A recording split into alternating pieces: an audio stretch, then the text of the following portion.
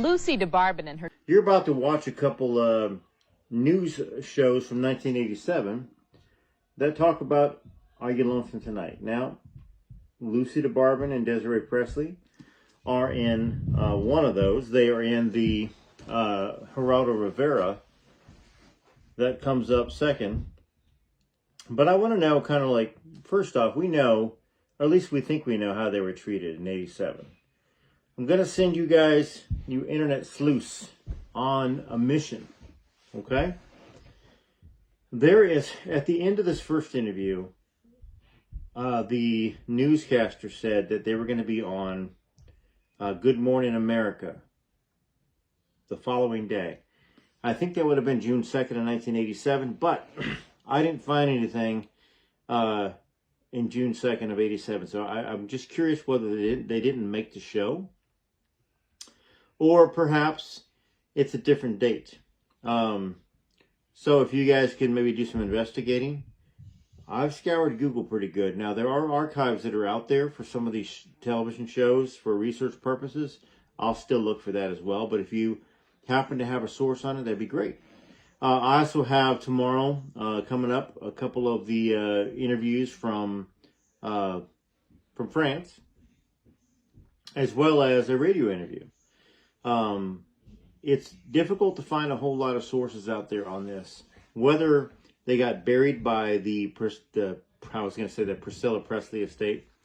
That's basically what she turned it into, right? You know, whether it got buried by Elvis Presley Enterprises, or whether it just didn't get uploaded onto the internet. That could be another thing, because I've talked a lot. You can hear my voice cracking a little bit.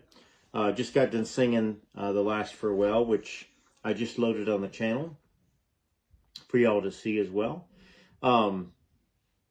Which was a request, and also one of my dad's favorite songs. But so let me know what you think about this. What's missing here? Are there any other interviews that are out there that are television interviews? Now, the Geraldo Rivera was a 10-part series, and it's very difficult to find all 10 parts. I'm not finding them. I'd like to dissect them, take a look, because what Derry Matera said was that from the first one, Geraldo was very harsh, very hard on Lucy and Desiree and the story in general. And by the end of it, when he got the authentication from Charles Hamilton, he changed his tune. What I want to see is, I want to see all 10 versions of it. So if y'all know where I can find it, email me. You can either email me at elvisandthelegends@gmail.com or rareelvisphotos@gmail.com. All right?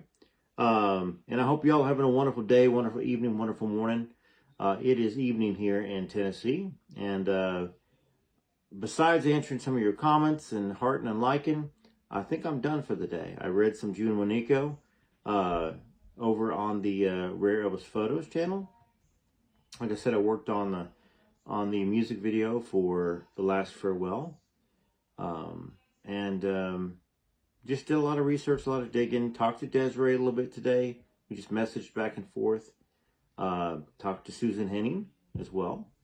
And you'll be excited about what's coming up over on Rare Elvis Photos on that channel as well.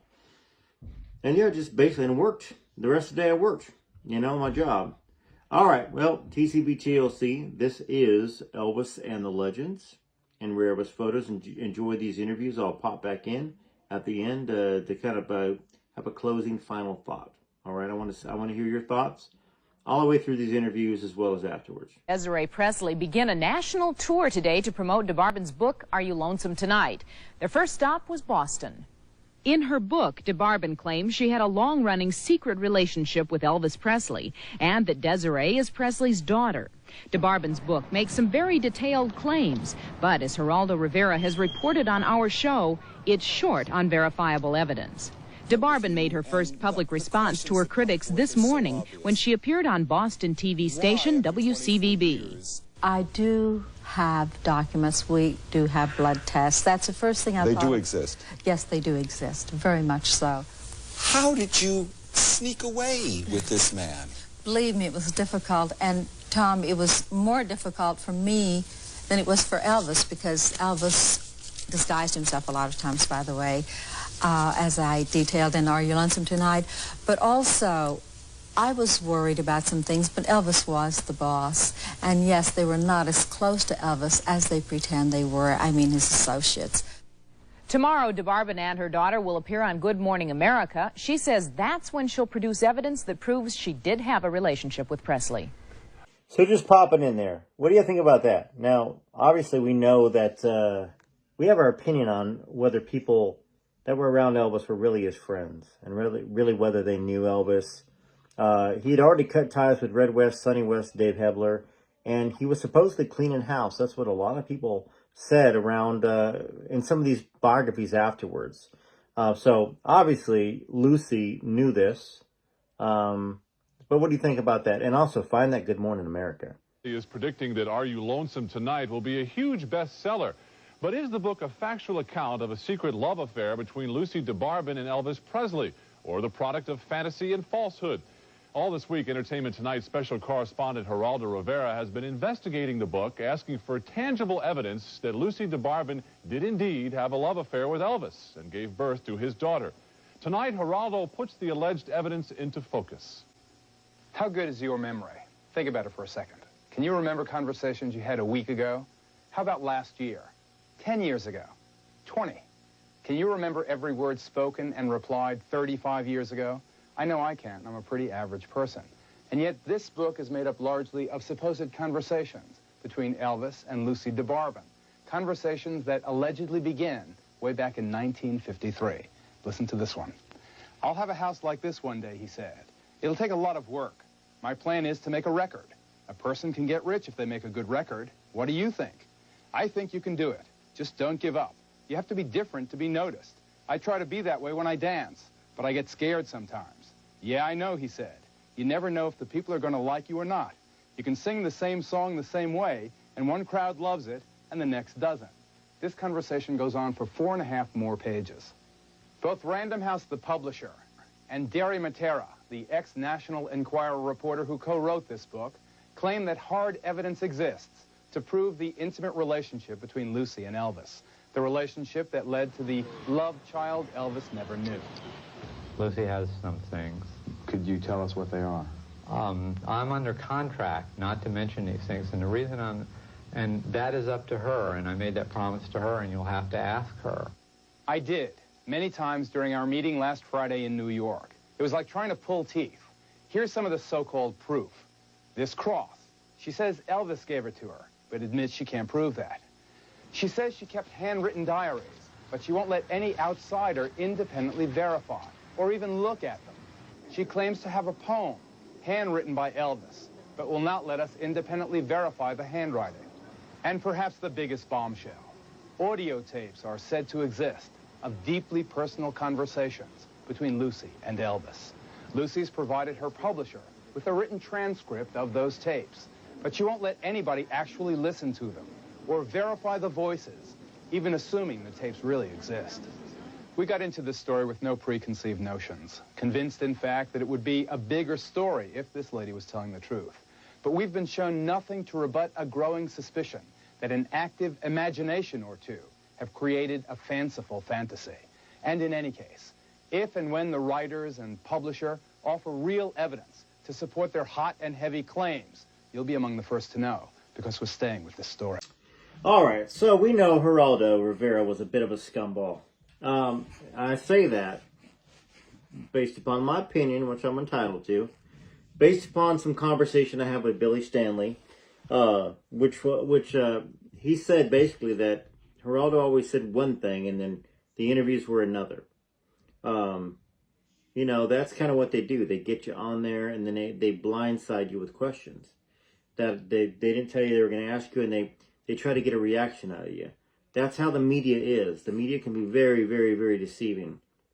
So anyhow, let me know what you think about it in the comments, and find that Good Morning America. I know I said that in the middle of the segment already too, but I'd like to see whether that exists, what was said, what was the other proofs of this, or whether Lucy got frustrated and just didn't want to deal with this anymore because she felt that she was surprised from everything I've heard from Derry and Desiree she was surprised that her series wasn't taken, that her story wasn't taken seriously, that her relationship with Elvis was questioned.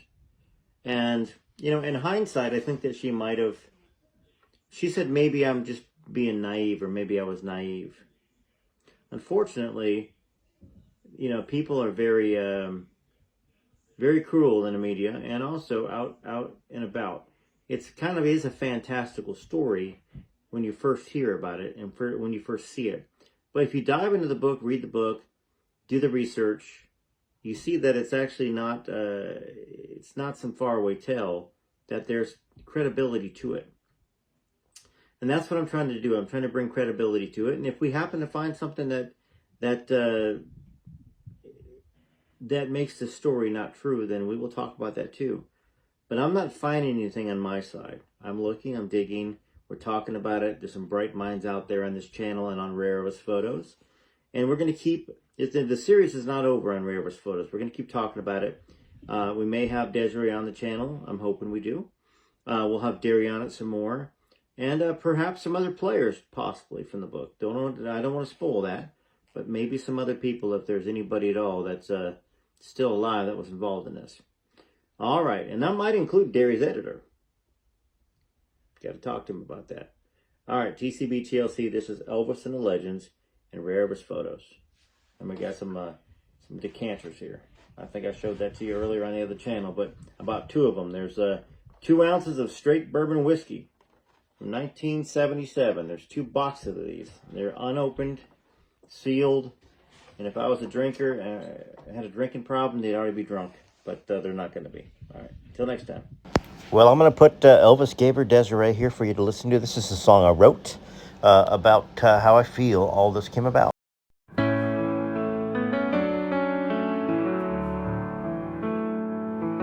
Was a small town girl just trying to survive, married far too young without a hope or dream inside, locked in a prison not of her own making, to someone who never gave, just did all the taking. She needed a prince to pull her from that crumbling tower, a knight in shining armor in her darkest hour, someone to free her from her life in chains, someone strong enough to carry her away someday.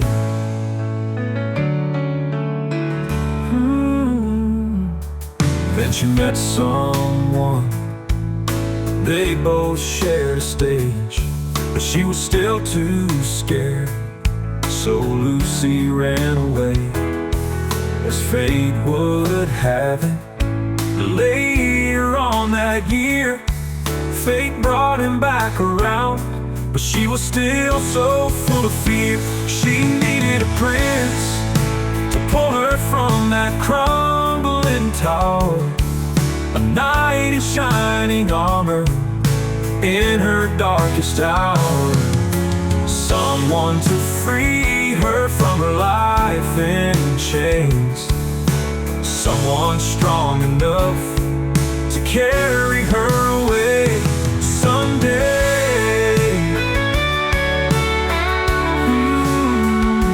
That someday never came, not that he didn't try, she just loved him way too much to let him ruin his life.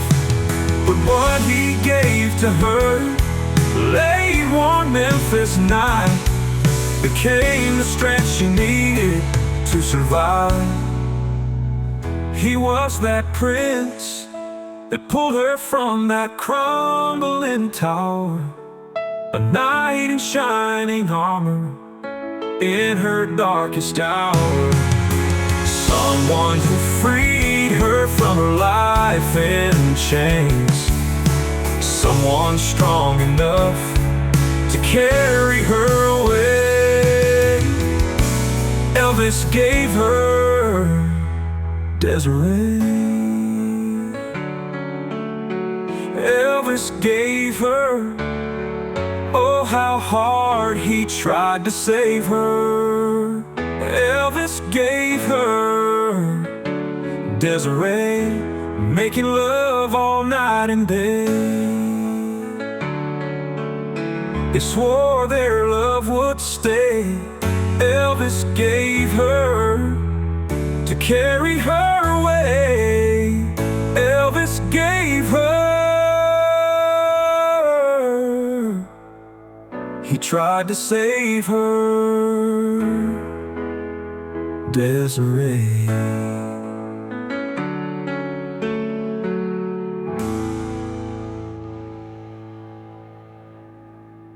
Thanks for tuning in to Rare Elvis Photos. Make sure you continue to share these videos around on your Facebook page and maybe some of these Elvis pages.